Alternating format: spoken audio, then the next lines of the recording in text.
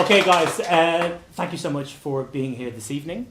Hello to the external people outside, who I know some of you who are watching on YouTube. And thank you to the crowd that's arrived in this evening for the purpose of this conversation, for being here on a Monday. And I know it's been a bit rainy and showery out there, so a special thank you to those who've made all the effort to come in. Less for those who were here already, working, and just came downstairs. But look, really appreciate your time, and thank you for being here for our maiden Bloomsbury dialogue, our first Bloomsbury dialogue, of which there will be many down the line. But we are starting with this human being here. Erifili, can you please introduce yourself to our audience? Of course. So, hi everyone. Lovely to see you here. So, I'm Erifili. I am the founder and CEO of The Z-Link, which is basically a global creative agency that helps brands connect with Gen Z. So we're a team of Gen Z content creators, marketing strategists, videographers, everything in between, and spread out all over the world. And we help brands that are doing something interesting and they want to communicate with our generation, but usually don't know how to get their point across and cut through the noise. So within that, we do a lot of generational market research. We produce reports on generational behaviors regarding careers and all other things like recruitment, what our generation wants to see in the workplace across the world. All that data that you see, that's like 50% of Gen Z want to do this, we do that kind of thing. And then content production and all things marketing strategy. So yeah, that's me. Okay, so Moose is very impressed. I want to rewind a bit, okay, because we are in an educational setting, being a Bloomsbury Institute, and I want to sort of dive into kind of how you got there. So if we just go back a little bit, where you grew up, where you went to school, education, that kind of stuff, where you studied, and then how you kind of that little pathway of, well, big pathway of how you kind of ended up doing what you do now. Perfect, yeah. So a bit of a random path. I didn't have a business education or a business path.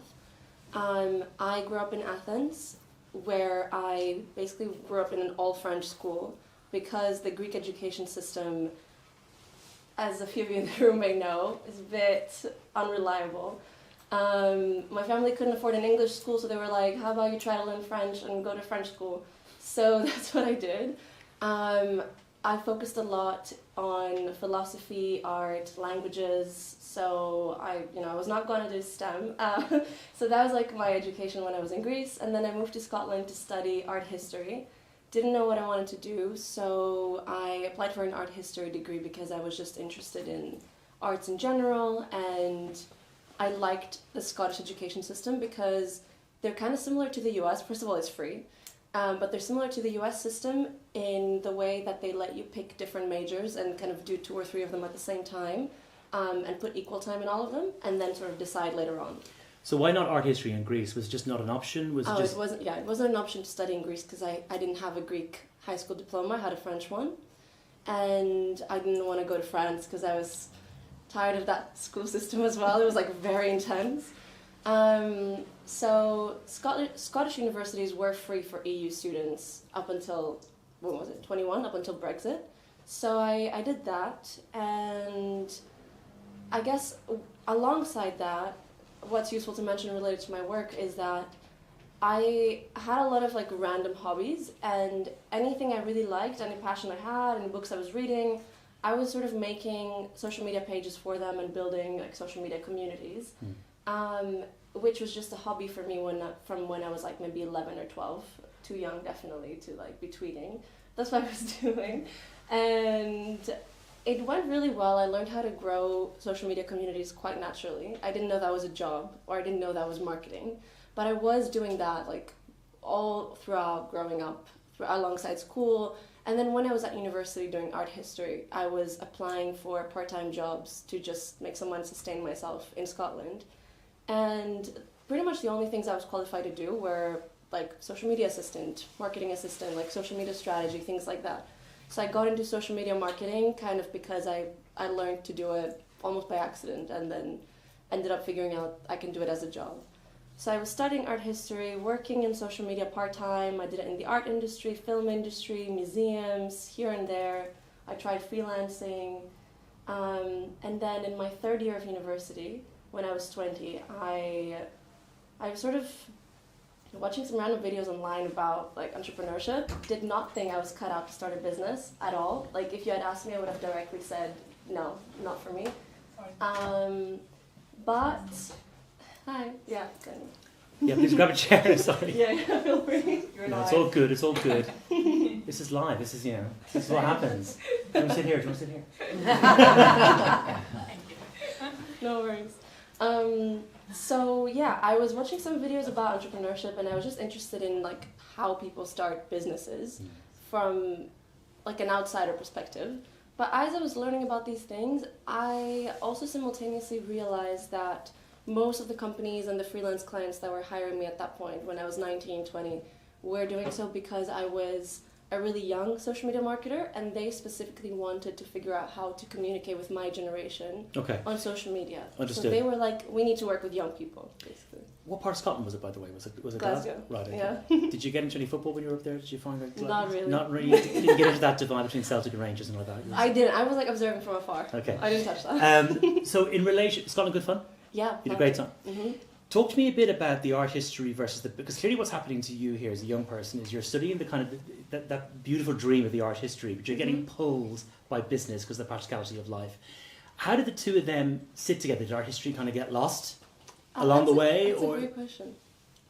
So thanks to the Scottish system, I also did digital media and information studies as a double major, and then I also did other things like philosophy and sociology and like the random little majors to try and see what I like. Digital media and information studies was the kind of major that's like very vague.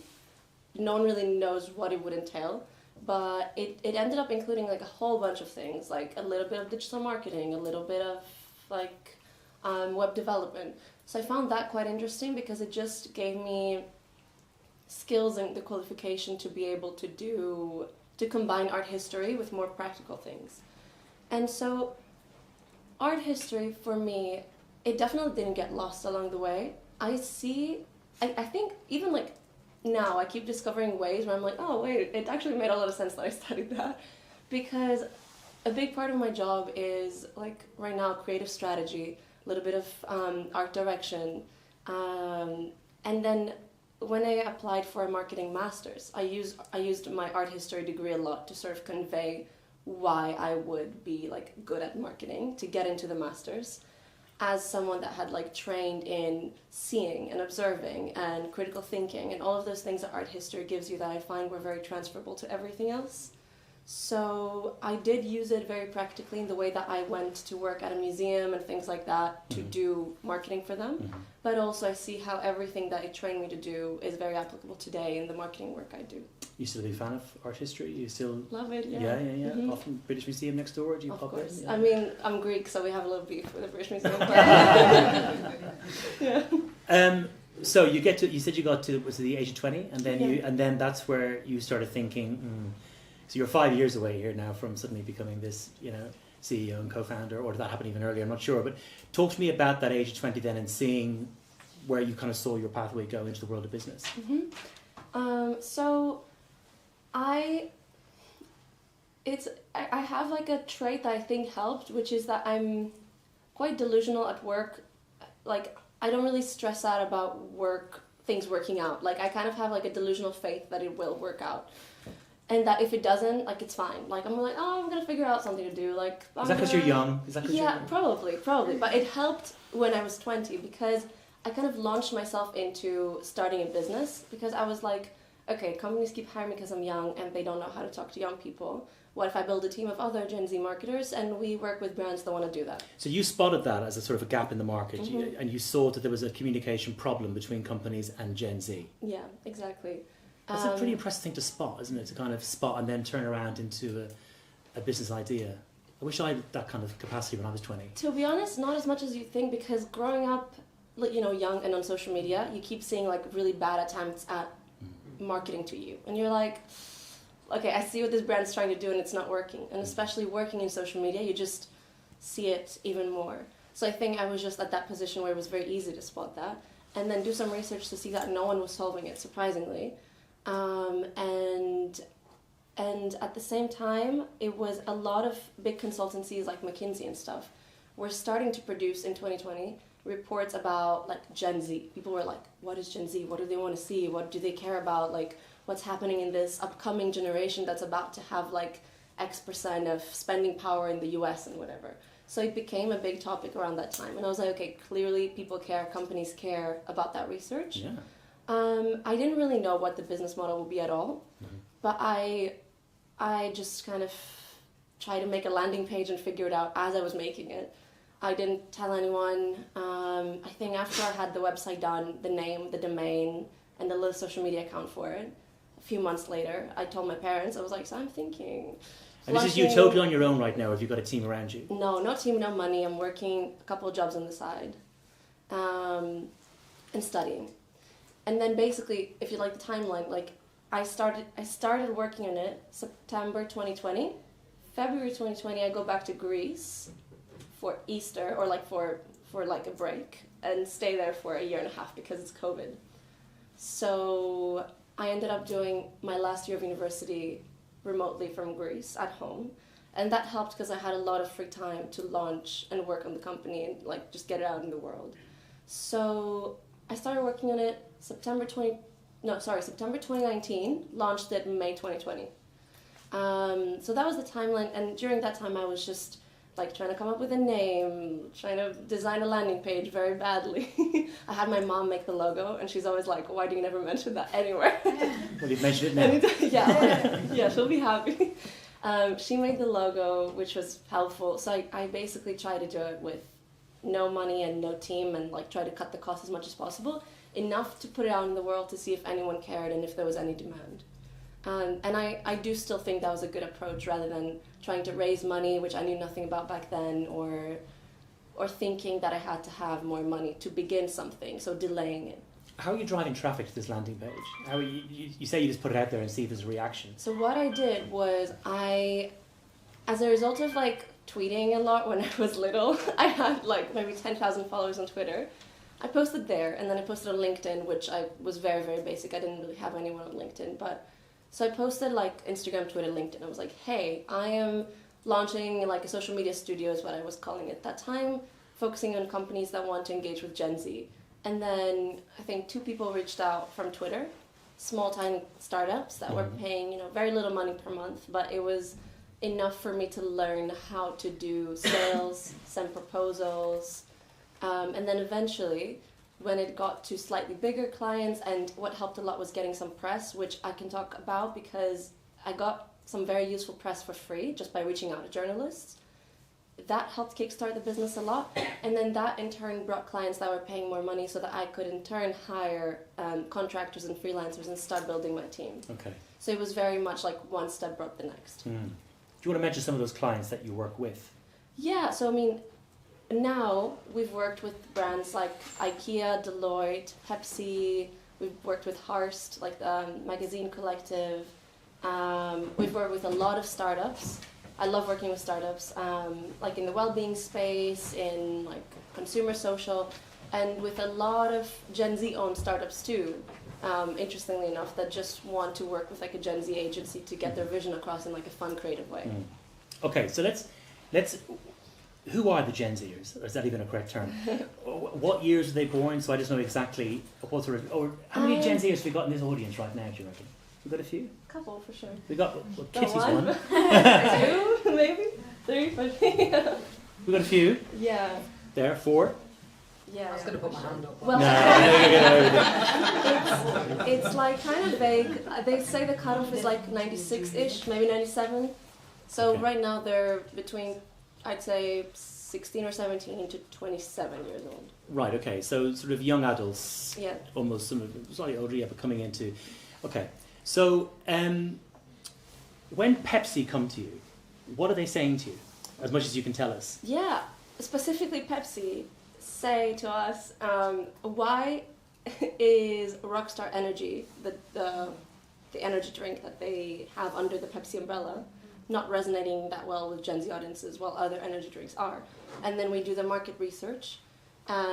Depending on how in-depth they want to go, we can tap into our market research network of thousands of Gen Zers around the world to do a survey or focus groups or interviews and get very detailed data on brand perception and say, well, look, they see it as kind of like that, not really like that, and you guys want to come across as more of that kind of brand. And then we do a strategy consultation for them and sort of help them craft that narrative so that it does resonate with their audience. Okay, so it's more about narratives as opposed to you need to change the logo, you need to change the color, you need to change... Honestly, it's a bit of everything. Like, we will give them everything and then they can act on however much they can act on. But with bigger brands like Pepsi, it's usually very hard to say, like, you need to change the logo. It's more like, okay, maybe it would be smart to do an influencer collaboration with a creator like this person because they've got that kind of vibe around the brand they've built and they'll attract the right people. So it's kind of like strategic collaboration suggestions, campaign ideas, things like that. IKEA? What sort of... IKEA was also a consulting project like this, and it was a couple of years ago when they were preparing to launch. They were digging into like Gen Z interior trends, and they just wanted our say on what we thought would resonate best in terms of campaigns with Gen Z regarding different trends. How do you do the research? A lot of ways. So one is we built a market research network through the years that has around maybe 2,000 or 3,000 Gen Zers in 45 or 50 countries. We use that to do surveys, focus groups, and interviews, where if it's a large survey and we're going for quantity, we always do like 5 or 10 people win like X amount of money. If we do interviews or focus groups, we pay every participant and get them in a room and do research like that. Alongside that, we've got our social media following that's all mostly Gen Z, and it's like maybe 30,000 people. And if we don't have the people we need in our network, we'll just like run a survey within our followers and just be able to get bigger numbers if we're going for quantity. So we can kind of tap into either the quantitative data or the qualitative data according to what we need.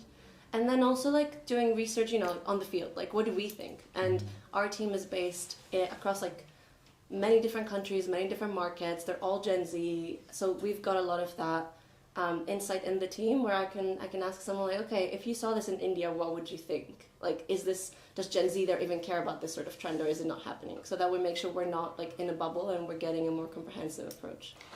How many people do you employ now within the company? Now we're maybe just over 20. 20. Are you all Gen Z? I think so.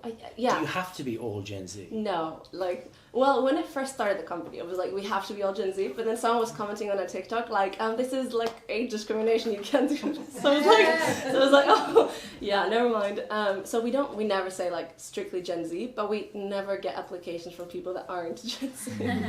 That's interesting. Yeah, so I think we naturally attract like kind of students where it's their first job, or just like young creatives that want space to explore and have fun in a company with other young creatives. It's like that kind of vibe.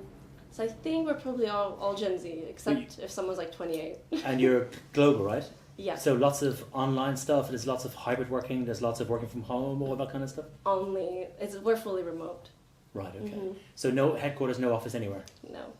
Coffee shops now and again? Coffee shops, yes. Co-working spaces, yes. Anywhere I find, 100%. And then the one, like the few of us that are in London, maybe 5 of us, Jack in the background, and I'm trying to get together more and like do some more co-working in London, but yeah, fully remote.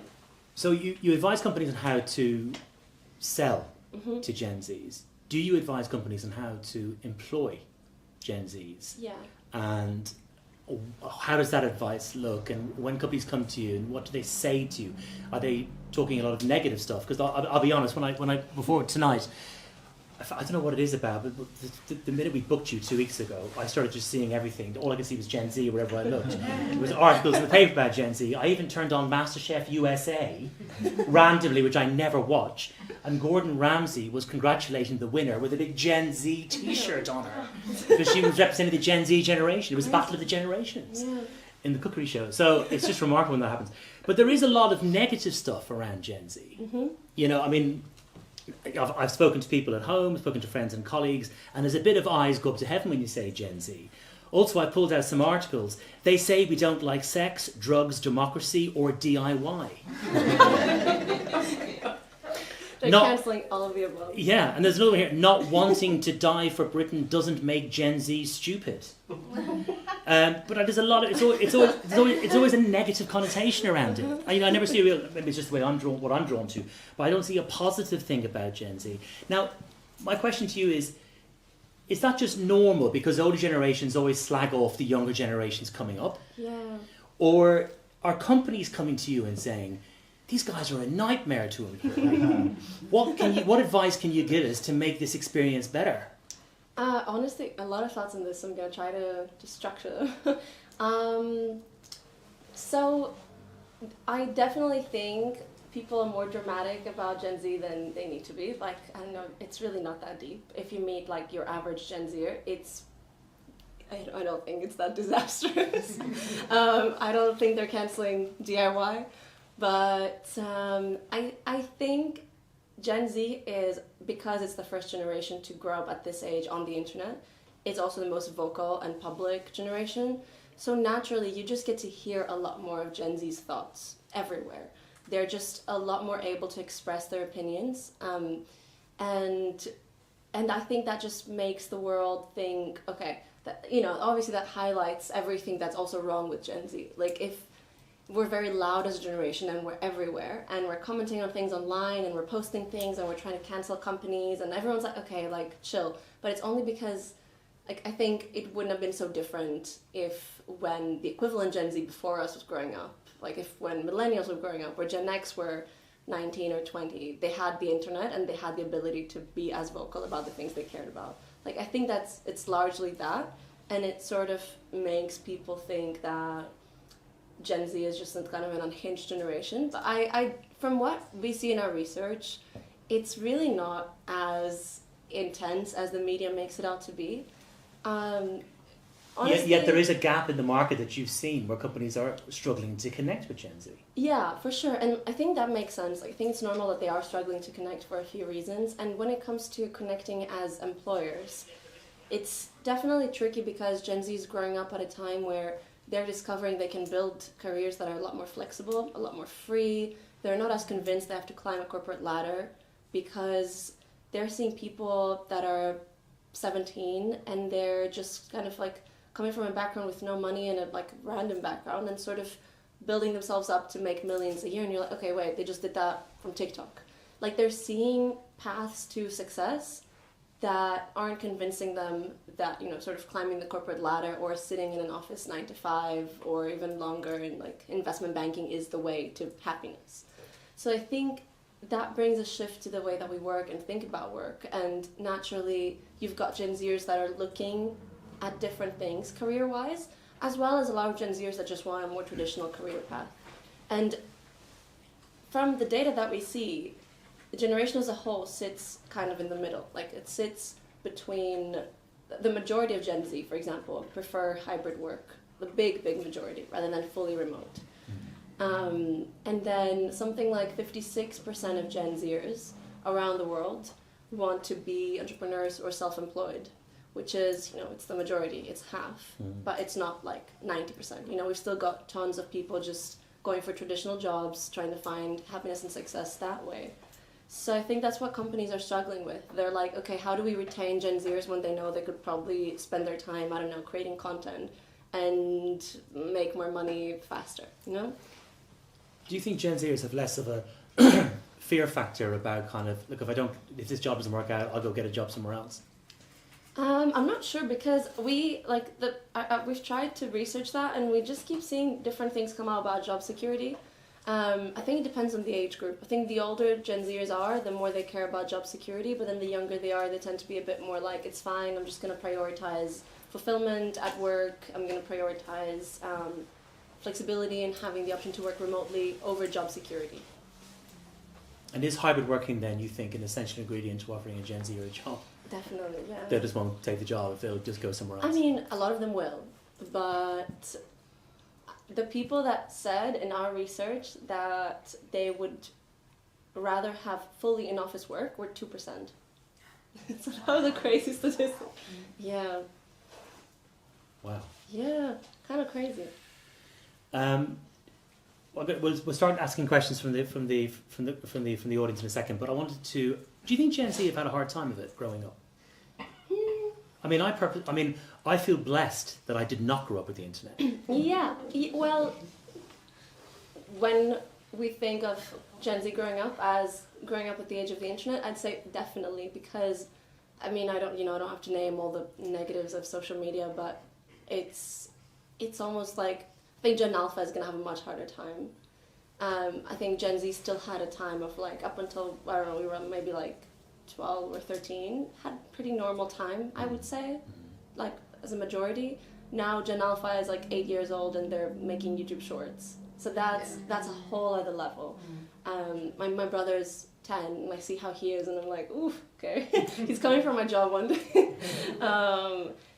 Gen Z grew up at an age where social media was very like unstudied in terms of what it would do to people's mental health. And so I think they're now realizing they had to deal with a lot of issues caused by growing up on the internet, like, you know, tons of mental health issues, tons of like ways that like shifted the way you think about things that shouldn't have been there when you're 15, you know, and you're just exposed to probably way more things than you should be when you're growing up and you're at such a formative age. You're exposed to way more people and different types of people and like success and everything around you that you're not meant to see when you're just like 14, 15. I want to ask you a question about you as an entrepreneur, you as a business person, and you as a young woman business person. How tricky was all that? I mean, did you have tough experiences along the way? Did you have that kind of, did you see much misogyny in the world that you work? You know, was that a thing that you came across often or rarely, or what was that like? Definitely, but not in like any major way. But you know, maybe I was lucky enough to just ignore it most of the time. But definitely, I mean, I had a lot of people like look down on me or comment like stupid stuff on things I was doing when I was getting public like media coverage at the start, especially in Greece. So I was gonna like, my parents would be like, "Are you ever coming back to Greece?" And I was like, I don't know. Like people will be commenting like, you know, if I got like a media feature in Greece talking about my company, people would immediately comment assuming that like, okay, a classic one is that like my parents are paying for all the press I'm in. I mean, wish they could, but no. That like, you know, that I'm sort of like faking, like lying for whatever. I don't know, like random things that people are always hating because you're young and probably because you're a woman. And so I think that's just something that all women in business tend to see, and I see it in colleagues of mine as well, like other startup founders. Like a girl I know had a big feature of her startup just the other day on, I think, CNBC. She's like maybe 28 to 29 and got just tons of comments being like, oh, daddy's money, like, oh, what's she doing? This is a stupid problem that she's solving, like, it's whatever. And people are never hating as much when it's like a guy entrepreneur. It's just kind of a fact that you see in business. But like, also knowing that that just happens so often makes it easy to ignore it because you don't put any weight on it. You're just kind of like, okay, people are just, it's whatever. One final obvious question maybe is, when you're going into the room to sell your business, I mean, being Gen Z kind of immediately makes you the expert in the room. Did you find that was just an obvious kind of huge advantage to being listened to in a room when you were coming in talking about Gen Z, because you are? And yes, but it's only like in our case, only in our business model. Because I think we were lucky because we weren't underestimated for being a Gen Z team, whereas a lot of other startups in other industries or we have different selling points are very much underestimated because of that. We just happen to be somewhere where we're hired because we're Gen Z, so it's kind of like a lucky strike. Have you got a plan B for when all of you guys shift into your 30s? Have you got a plan B where you're going to set the Gen Alpha? Everyone asks me that. I'm not touching Gen Alpha, I'm not going there. Honestly, I'm curious to see like the natural evolution of all this in general and how Gen Z interacts with social media and stuff as they grow up. I'm not worried about our business model, if that's what you're asking, because on one hand, Gen Z will always be Gen Z even when they grow up, and there will still be companies trying to communicate with Gen Z, and that's still the same audience. And we're still able to just focus on generational research and uncovering all of those things and helping people understand that. On the other hand, I'm not planning to do this forever, so I'm not like, you know, I'm not too fussed. Like, I'll see what happens and figure it out along the way. Brilliant. Through all the research that you've done with Gen Z, is there a particular thing that's kind of gone, didn't see that coming, or didn't expect that, or there was a particular... Or does it not work like that? Is it always kind of around the 52, 53% of things where things tend to come out? Well, to be fair, that 2% was pretty interesting. Yeah. I think I was surprised to just see, because you always hear people saying, oh, we think Gen Z is the most entrepreneurial generation today. Seeing how big that number is, like that 56 to 60% that we keep seeing in all the research that we do, that want to go into entrepreneurship or self-employment. I think that's a very interesting statistic, because it shows you how much more accessible entrepreneurship is today than it was ever before because of the internet. And it also just is kind of interesting to see how our generation evolves and what they do, like what comes of our generation in terms of like business, I guess. I think what's really interesting what you said, actually, I get the impression that you prefer to work with startups than you do with maybe the big companies. I mean, obviously all business is business, but you really get a kick out of working with startups, which I think is music to all of our students' ears who are thinking of startups, you know. Yeah, you got questions? Okay, well, I think we'll immediately... Oh, but you're thinking of startups. Well, that'd be quite interesting. Maybe to even think about what your ideas might be. We can share them. But listen, we'll ask questions of you guys then. And I've got to give this mic over to... Moose is going to start. So you put that next to your lips, Musa, and say hello. Hello. How are you? So, listening to all this first, amazing stuff, amazing. Secondly, do you ever think that the millennials need to get in the backseat and relax? Because something I've seen, I belong to the Gen Z as well, is that the millennials, the biggest problem they have is that Gen Z is more considerate towards certain topics. Certain areas that the millennials always choose to ignore. Now the Gen Z is here and they're like, we're not taking that. Do you think that is one of the aspects why the millennials and why the whole thing you talked about, like why they're always attacking the Gen Z and it's not that deep really?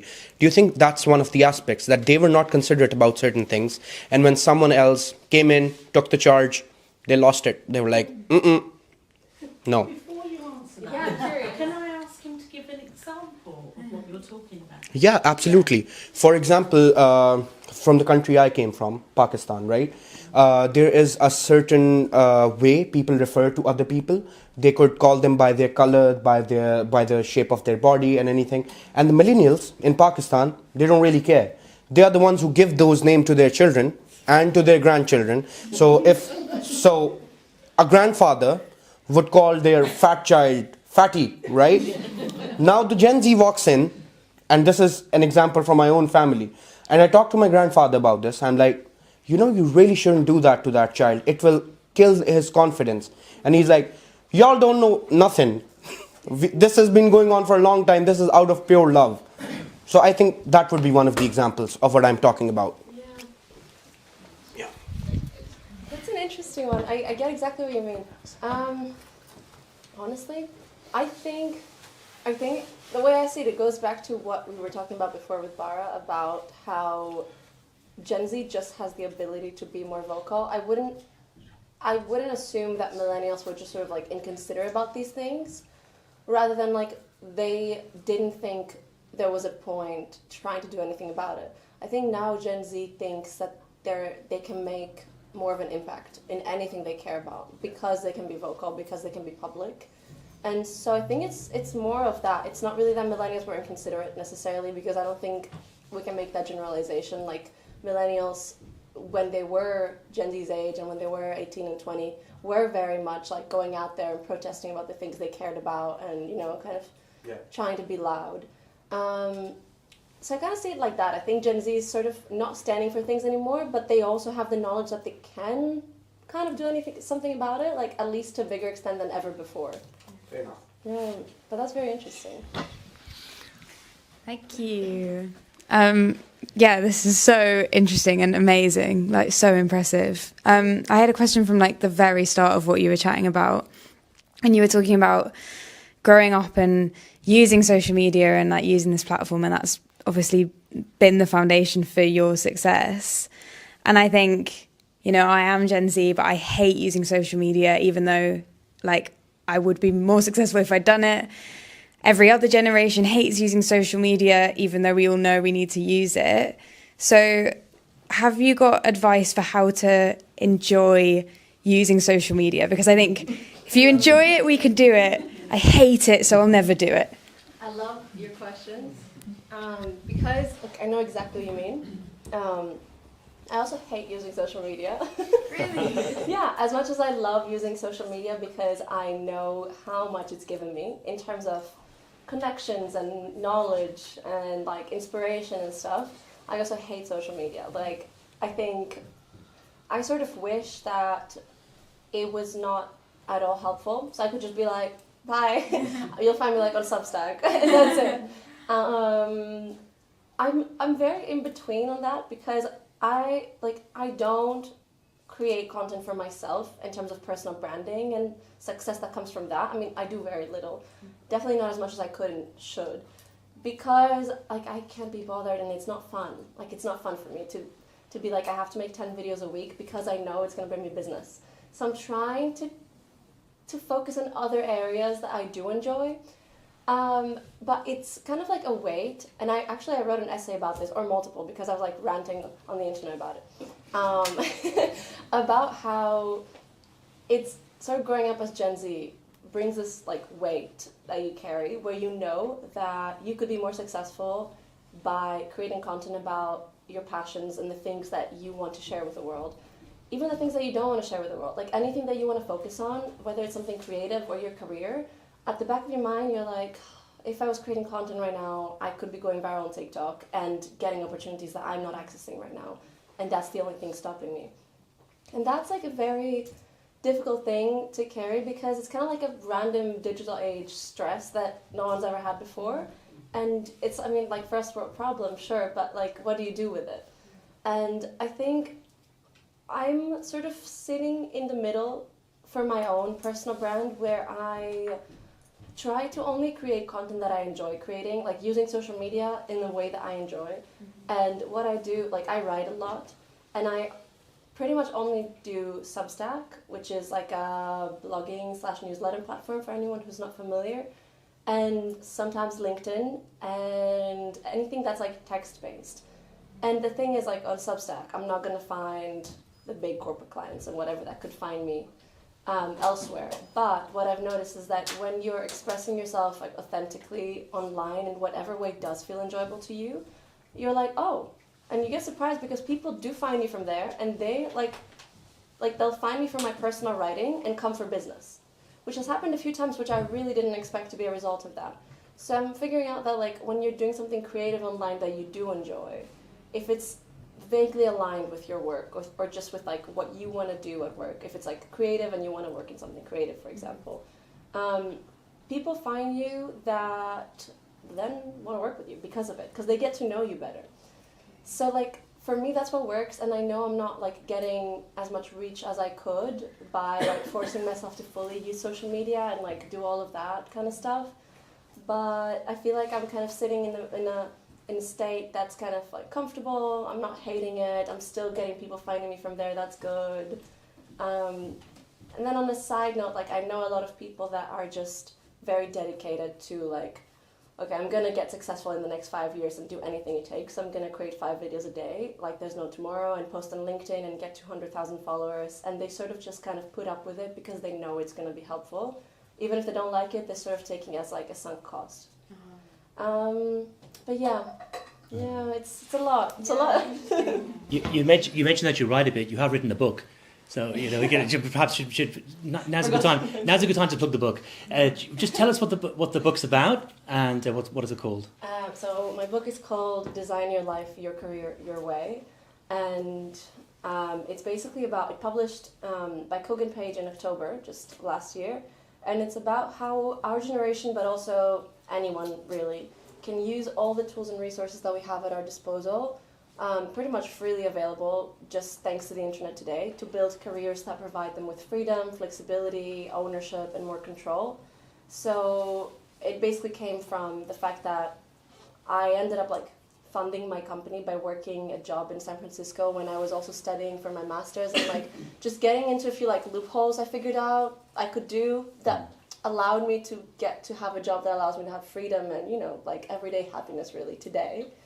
So I wanted to put everything I learned into one place about how to like reach and create more unconventional career paths in ways that today are very doable, but you don't really think about when you're thinking of like, how am I going to craft and structure my career? I'm going to say something really un-Gen Z now. That book is available in all good bookshops. Can you take that? Thanks, man. Hello, Hello. my name is Sam and I'm also an Gen Z. I have written almost 5 questions, but mostly are covered and just one left.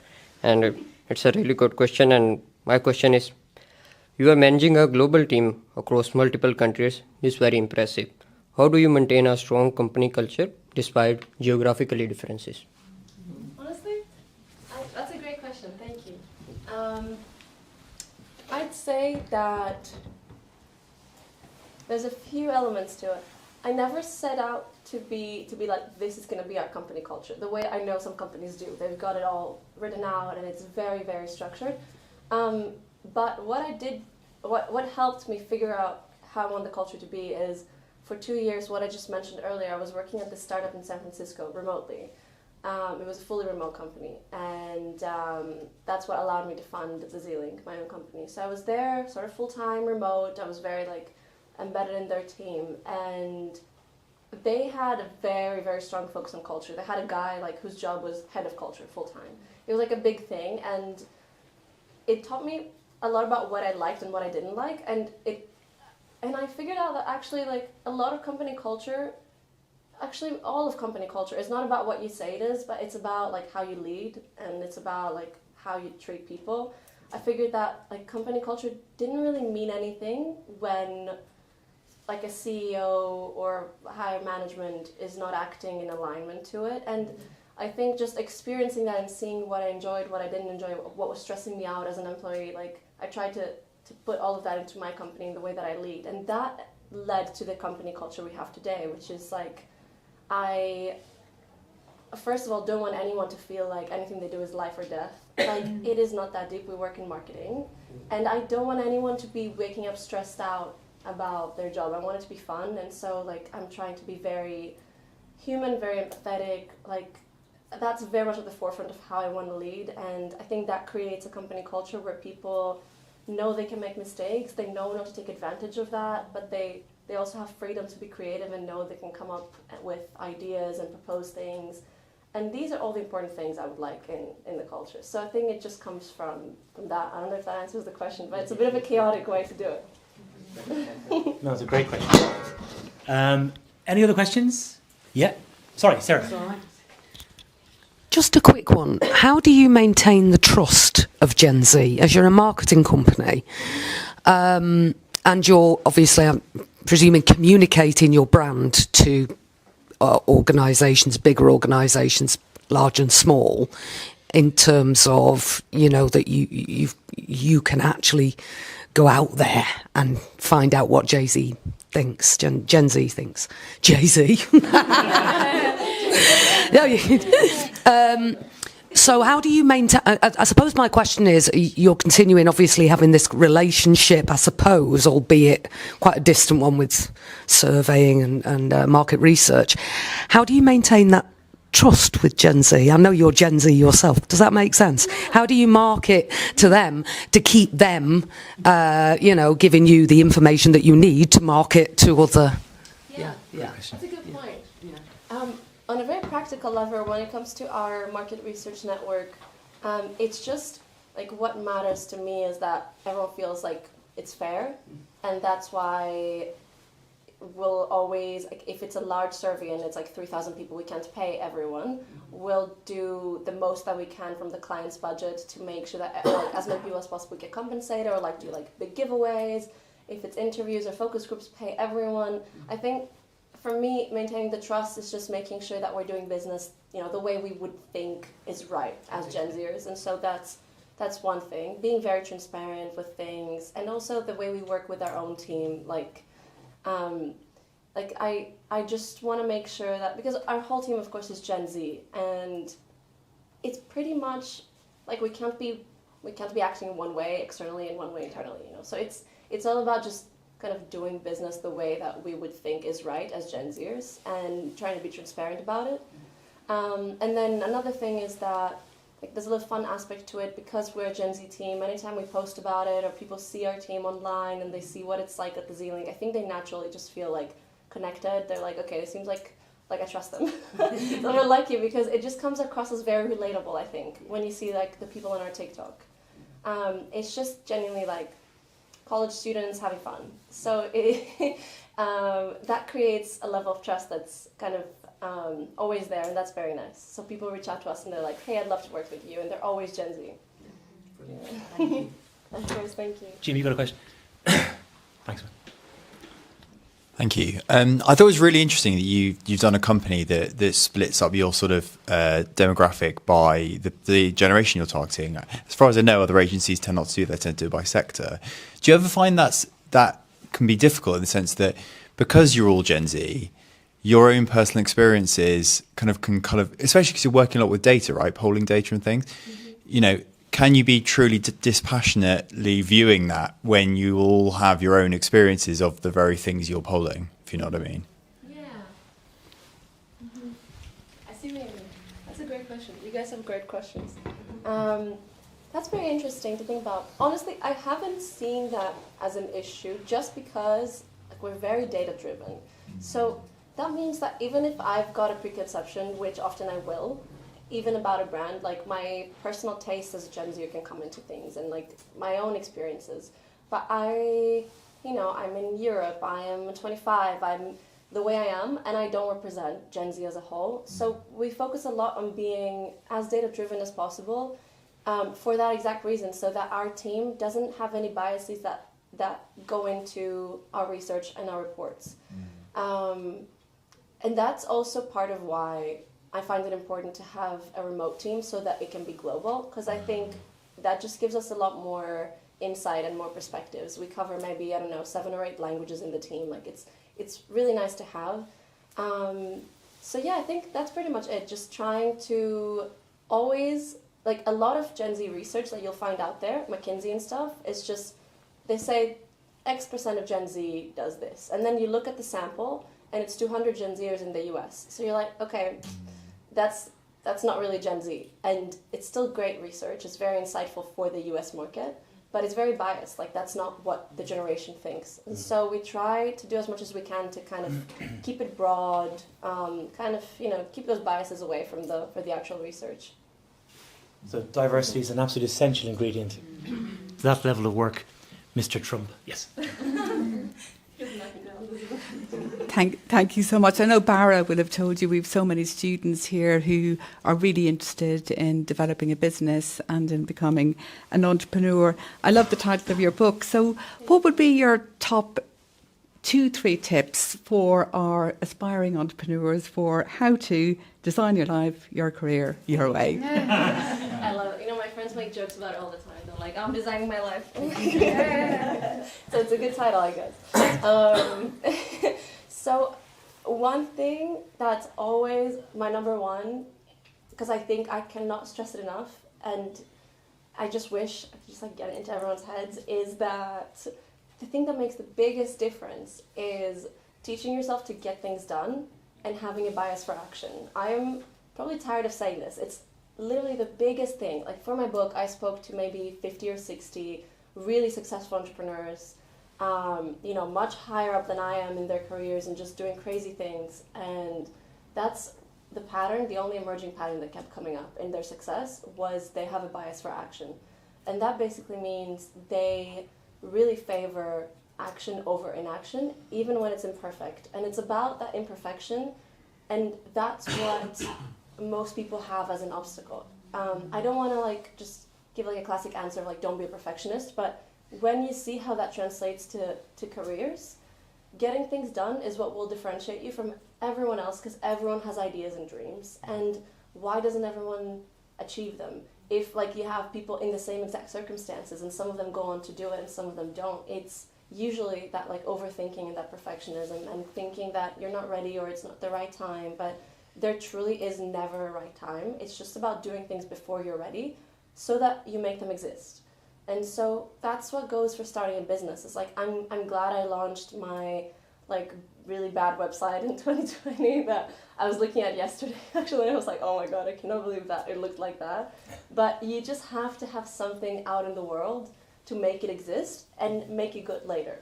That's the biggest thing. It genuinely is the only thing really, because anything else around that you can learn. Like any business skills that I could give advice on, or like soft skills or whatever, that you learn it on the job, but you're not going to learn on the job if you're not on the job, you know? So it's about like figuring out what's one step you can take today towards an idea you have, something you want to build, like a side project, side hustle, putting it out in the world. And that can be as little as like making a social media account for it or a website for it, or just like there's nothing that you should really overthink within it. Like a name, it's fine. Like it's all fine. It's not gonna be a bad decision, and you'll figure it out and change and shift as you go. So bias for action, also referred to sometimes as like having high agency in business, like taking agency and ownership of doing the things you want to do. And then another little thing that I'd also like to say, because you said 2 or 3 tips, I'm just going to give 2. What helped me a lot is reaching out to people, like a lot, when I knew I had really not much to offer, but I hoped like someone would care. And that helped a lot at the start of the business in getting free press. A lot of our first clients came from a feature we got on Business Insider 6 weeks after I launched the company. And that's because I DM'd this journalist on Twitter that would write about Gen Z on Insider. And I messaged her and I was like, hey, I like your writing, just letting you know, I just launched this agency focusing on Gen Z, etc. If you're ever writing a story about something related and you're looking for a source or someone to help, let me know. So really like, not bothering people, but putting it out there that you can help or you've got something to offer if they need it, and leaving it at that has worked so well for me, like in business. I mean, better than I would have expected. So just like shooting my shot with people out there. Yeah. Lovely. Have we got any more questions? Yeah, we got another question.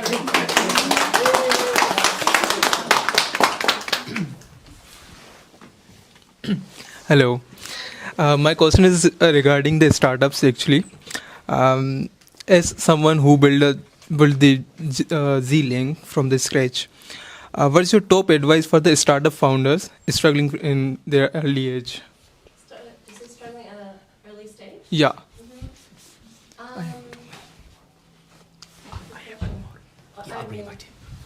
Definitely depends what you're struggling with. But like whether it's money or product market fit or which part of it. But if it could be anything. Just struggling to get things off the ground. Yeah. I'd say maybe do as much research as you can in like what works in your sector. Like do a lot of competitor research and try to learn from what people have already done and succeeded, and see what you can implement today in your business to just like learn from people that have made it. And that's because when you're starting out, like there's a lot of aspects that you just don't know yet, and you can't know until you've got more business. Like you don't know what's going to resonate most with your customers in terms of services or products. So just experimenting a lot with things that you see working for other people. Because like experimenting is almost like you're doing like a little research lab for your business. You're just testing out a lot of things to see what sticks. And at the start, especially if you're struggling, that's the best thing you can do. It's like, almost like lottery tickets, placing 100 of them. So seeing what's going to stick in terms of content, products, services, messaging for your business. You know how they do like A/B testing in ads and things like that, where they test 2 types of messaging to see what resonates with consumers. It's a very similar thing.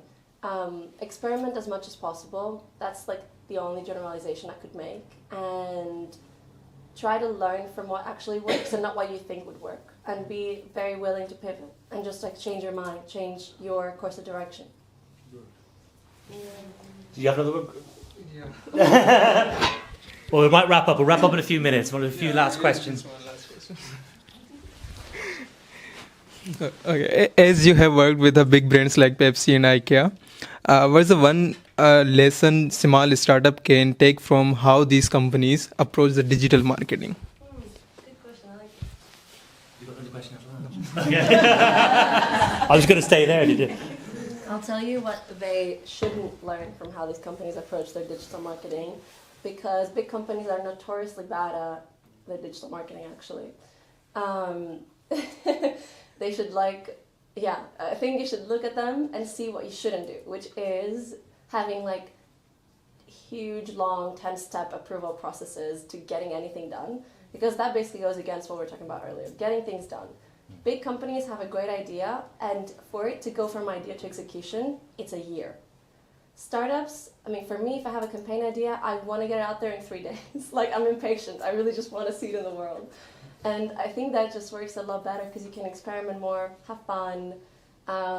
This is what big companies tend to struggle with a lot in their digital marketing, is processes. And they're too heavily, they're too heavy in processes.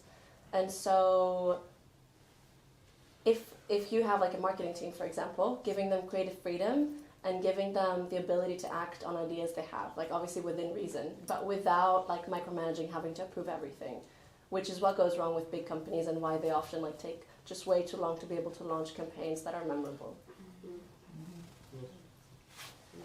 Abraham was a question. And then, we're still good on time, everybody's okay. Yeah, so Michelle stayed for the whole session. that is really amazing and very interesting. I just have a question around how you, when you approach Gen Z and when you are designing like campaign for companies, do you think Gen Z customer focus or care more about, I don't know, the values behind the brand, the pricing, or the quality of the product? What do you think that from your research is what Gen Z gives more weight when they are like choosing a brand? Good question. You're really good at waiting for the mic to come back. I've noticed that. Yeah, because I don't want to make it hard for you guys. It comes from creating content in the business. She's technically savvy. I try. That's a good question. So it's always a mix of things, and this is a tricky one because there's a big dichotomy within Gen Z between values and action. It's something that comes up again and again. It's like, okay, Gen Z is sort of like value-driven generation, yes, in theory, but very often not in action, because like, the classic example that we always see is like Gen Z is the generation trying to cancel fast fashion brands like Shein, but also sustaining them, single-handedly. People are always like, what's going on there? We thought it was about the values. And I think Gen Z would like to be able to act on the values, but very often right now, especially at the younger cohort of Gen Z, the younger half, isn't really able to be as value aligned as they'd like because they have to prioritize things like cost and like affordability and convenience. And so I think like startups that manage to do both, like brands that manage to be affordable and transparent with their values, naturally tend to do very well within Gen Z. But it's a very kind of tricky dichotomy to navigate because it's just not as aligned as you would think. Like that's the kind of thing where what you asked earlier, we have these biases when we do research, and we're like inclined to say, yeah, Gen Z is going to make a decision based on values, but then we see the data and it's actually not what's going to happen. So yeah, it's a lot of like just affordability, convenience, then values. Of course, thank you. Robin, you got a question? I can't go all the way. You have to shout it out. Yeah, shout it out. Yeah. I'll repeat the question. That help? I can hear it. Okay. Yeah. My question is, how do you keep your staff motivated to accomplish a goal? Because we have that bias that Gen Z can get things done sometimes. And how do you, Did you know engage with them? Have I heard? If your old staff is Gen Z, Yeah, that's what I mean. It is, yeah. Honestly, it comes from company culture. Like, it comes from the fact that they really, like, they know I'm not going to micromanage and I'm not going to, like, pretend it's, like, a crazy huge mistake running the company if they're one day late on something. And I think I'm very lucky that the team that we have, everyone is super nice and really sweet and really considerate and just the best people, genuinely, like, who really, I guess, value aligned. And no one really wants to take advantage of like the kind and empathetic company culture we have. So everyone's really nice. Like everyone just gets things done. I haven't struggled with keeping motivation high because everyone's just excited to be able to be creative at work and just kind of do their thing with people their age. I think we're just well positioned so that I don't have to struggle with that. But I know like a lot of corporate brands do. They're like, okay, our employees are not motivated because they're sitting at a desk 9 to 5 doing work they hate. But I think it comes from that, like they're doing work they hate. Okay. Yeah. Can I go? Yes, please.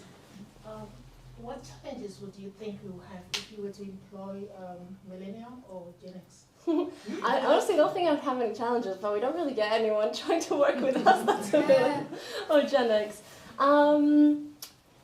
As long as they, well, it's a lot about things that, I'll tell you what people need to have in the team. That's hard to teach. It's kind of an innate understanding of internet culture and youth culture because that translates into a lot of the campaigns we do and the creatives we do. And it's like being very embedded in the zeitgeist and understanding it deeply, but that's always very hard to explain, right? So being able to tell what's trending among young consumers and what, like how the zeitgeist is shifting and youth culture is shifting. It's just a lot easier for a Gen Zer to know that and understand it without having to learn it. So I think that's what an older person might struggle with if they're not like maybe on these spaces on the internet or they don't have many Gen Zers around them. Like that's the kind of thing I would expect would be a bit tricky. Thank you. Just a quick question. Make this the last one, I think. Yeah. Isn't it? Or it's tired. Waiting for the last one. I was just gonna ask you, I was curious about how much do you think the Generation Z will change over time? And do you think they will act more like Generation Alpha over time, or they will support being them? Because if you think about it, even science says over time, over age, even your taste buds change. What used to taste bad for you will taste good for you in the future, you know? Yeah, yeah. How much do you think the Generation Z will stay the way they think, or they will change over time? I think it will change quite a lot over time rather than staying very stagnant because that's like a pattern that we observe a lot with previous generations too. I think everyone tends to be a bit more of certain things like in their 20s versus in their 40s or 50s. Like I think you naturally lose maybe some of your idealism or some of what, I mean, I don't know, you know, I'm 25, but like that's what I observe. And I think I think some of the qualities that define Gen Z a lot today would probably not be as strong in the future. Like I think that would make a lot of sense. And then another trend is that Gen Z is going offline a lot. And I wonder how that's going to evolve as we grow up and just get tired of like the weight of social media and the weight of the internet. And like there's a big trend already of Gen Z going offline, deleting social media, doing things like that, which honestly I love to see, even if it means like we have no job.